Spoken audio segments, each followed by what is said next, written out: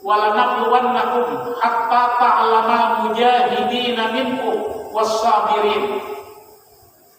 Kami Allah pasti menguji kamu hingga nyata dan terbukti mana yang pejuang dan mana yang sabar dari kamu. Nah, jadi sesungguhnya hakikat kehidupan itu Tuhan menguji keimanan kita.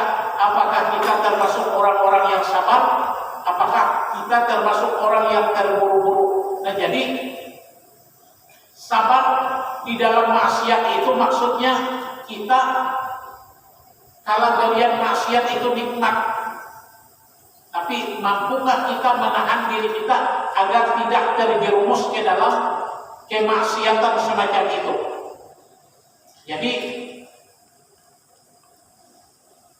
pertama, sabar di dalam melaksanakan perintah Allah, dan kedua, sabar dalam mengerjakan kemaksiatan. Maksiat itu walaupun nikmat, tapi ia membawa dampak yang cukup besar. Di antara dampak maksiat yang kita gawi, tidak ada ketenangan hidup. Ibarat lagu itu resah dan gelisah. Itu kalau kita menggawi maksiat. Jadi kalau kita hendak tenang, jauhi maksiat di dalam hidup. Salah satunya kita melawan mengendalikan hawa nafsu kita untuk duduk di majelis ilmu pengetahuan semacam ini. Ini dibutuhkan sebuah pengorbanan yang cukup besar. Dan teringat kisah Abdullah Mubarak. Abdullah Mubarak ini guru Imam Bukhari. Untuk belajar adab,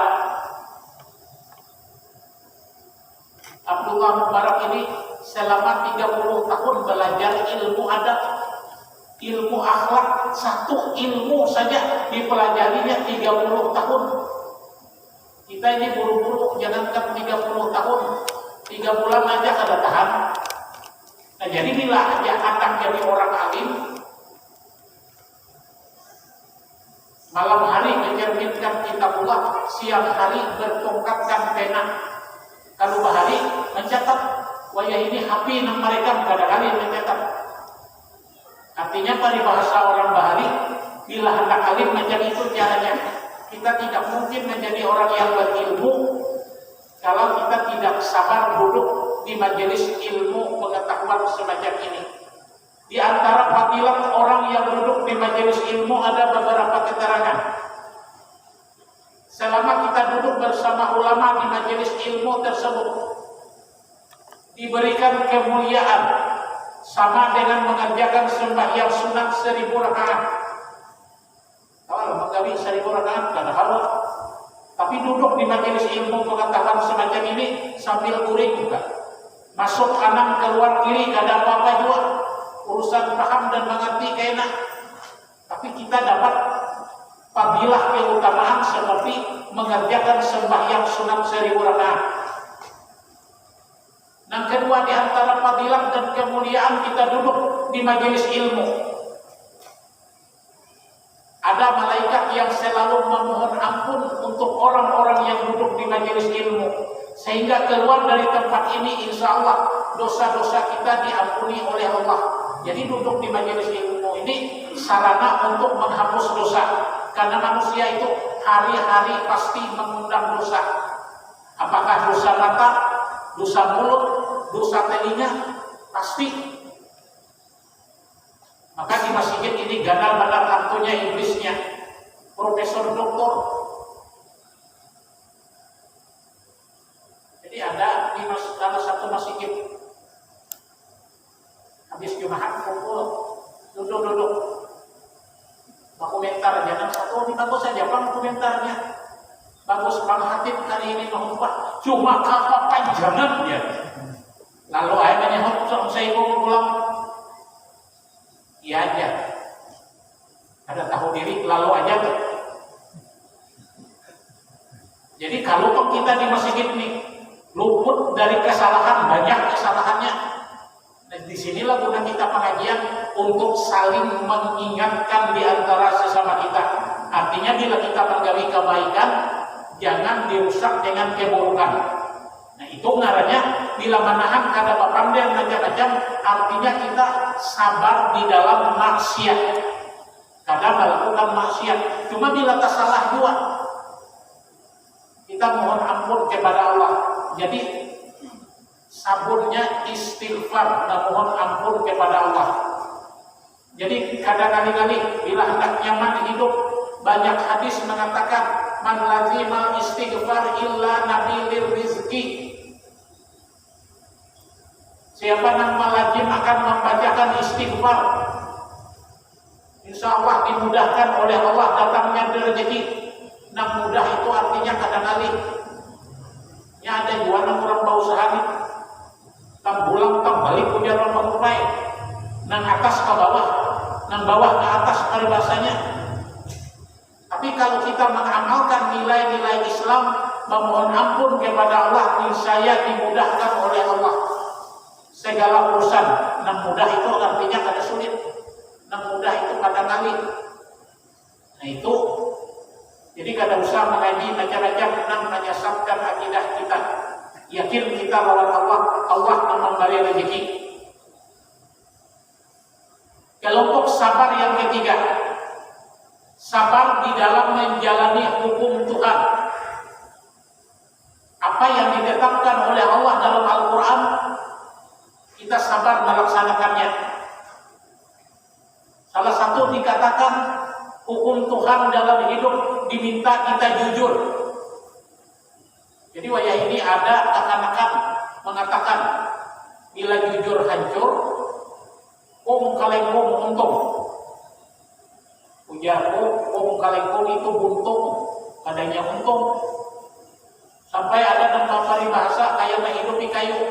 Kayu itu bila baharang bujur, hanya mau banyala. Bila balurus saja kayu ini kada mau hidupnya.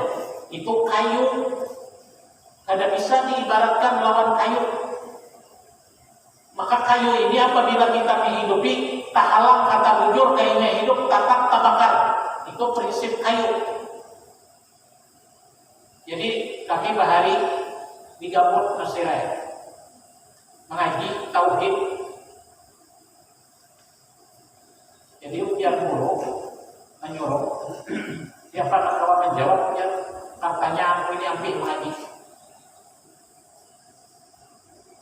Apa ujian sidin yang kada dimakan oleh api? Macam-macam menyahut sesuai dengan pikiran. Ujar sidin kesimpulannya apa? Nang kada dimakan oleh api, ujar sidin kayu basah.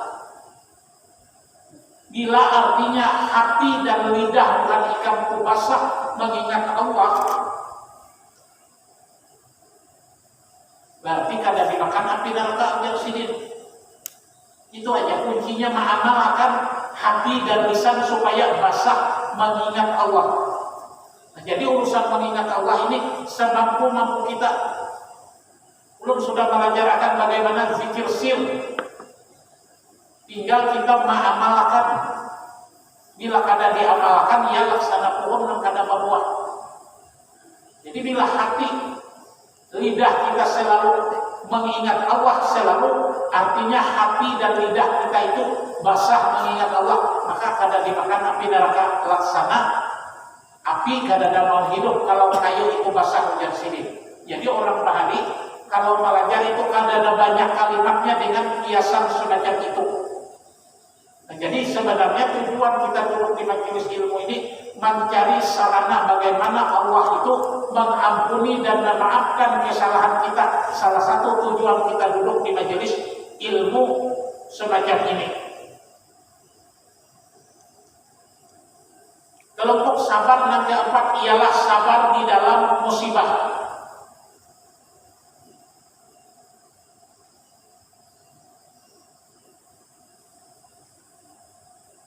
Sabar dalam menghadapi musibah itu, sabar sesaat dalam menghadapi musibah adalah lebih baik dibandingkan ibadah setahun.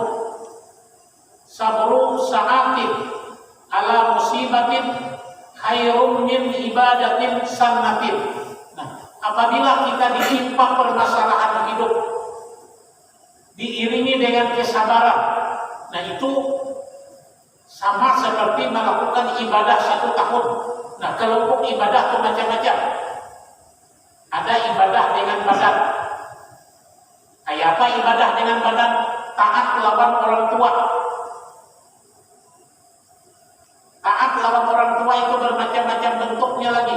1, kita berbakti lawan semasa ia hidup. Bila ia meninggal dunia, kita mendoakan dia yang di dalam kubur. Dan ada yang ketiga yang termasuk bakti kita lawan kuitan, menyambung silaturahmi lawan kawan sidin yang lagi di dunia. Mama apa kita punya kawan akrab sekali, nang tahu sering bailang ke rumah, sambung silaturahmi dengan kawannya itu. Karena menurut sebuah keterangan bahwa kalau kita menyambung silaturahmi dengan kawan kuitan kita, berarti kita sama seperti bersilaturahmi kepada orang tua kita, dan Allah akan memberikan rahmat bagi mereka yang di dalam kubur. Nah itu ibadah lawan badan. Kelompok ibadah yang kedua, ibadah lawan hati. Ibadah lawan hati itu macam-macam.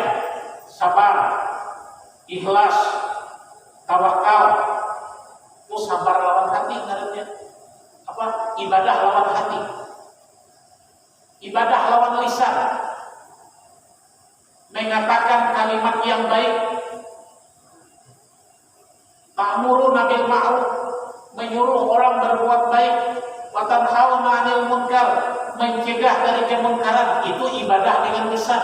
Membaca Al-Quran ibadah dengan lisan. Membaca salawat ibadah dengan lisan.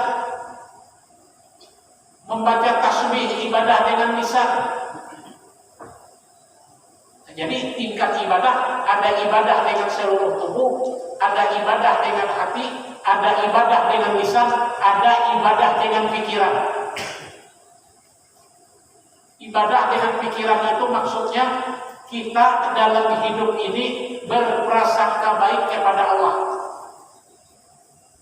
Akal kita itu betul-betul kita menggunakannya untuk hal yang baik. Kalau bahasa orang pintar itu berpikir positif, berprasangka baik lawan Tuhan. Karena Tuhan itu tergantung prasangka kita. Apabila kita berprasangka baik lawan Tuhan, Tuhan akan memberi kebaikan. Tapi bila kita berprasangka buruk, maka hasilnya akan buruk. Nah jadi Tuhan itu tergantung persepsi kita. Kalau kita berprasangka baik lawan Tuhan, contoh yang berprasangka baik lawan Tuhan, bila Tuhan